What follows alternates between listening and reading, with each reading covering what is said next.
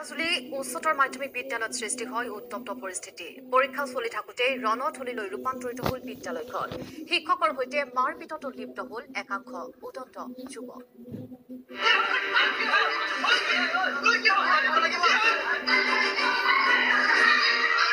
জ্ঞানৰ মন্দিৰত প্ৰচণ্ড মাৰপিট।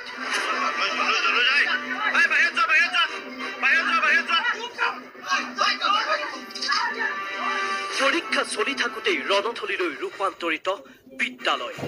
ঢেকিয়াজুলি চিৰাজুলি উচ্চতৰ মাধ্যমিক বিদ্যালয়ত উত্তেজনা।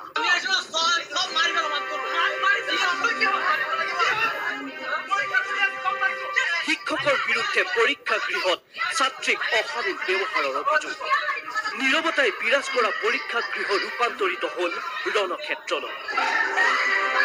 পৰীক্ষা চলি থাকোঁতেই হেনো এগৰাকী ছাত্ৰীয়ে নকল কৰিছিল। ছাত্ৰীগৰাকীৰ পৰা নকল ধৰোঁতে সূত্ৰপাত হ'ল খণ্ডযুদ্ধ। উত্তেজিত এইসকল ছাত্ৰক পৰীক্ষা গৃহ ত্যাগ কৰিবলৈ বাৰে বাৰে দিয়া হৈছে নিৰ্দেশ। মুছলিম যুৱ পৰিষদৰ সদস্য বুলি পৰিচয় দিয়া যুৱক কেইজনৰ উদ্ভণ্ডালি চাওক।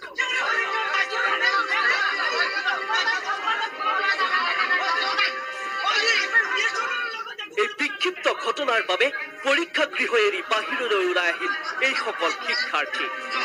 পৰীক্ষাত নবহাৰ হুংকাৰ।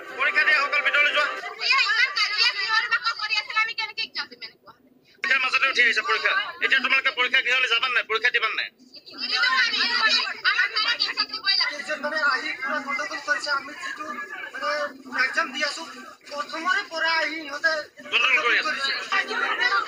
শিক্ষকৰ সৈতে মাৰপিটত লিপ্ত উদন্ত যুৱক।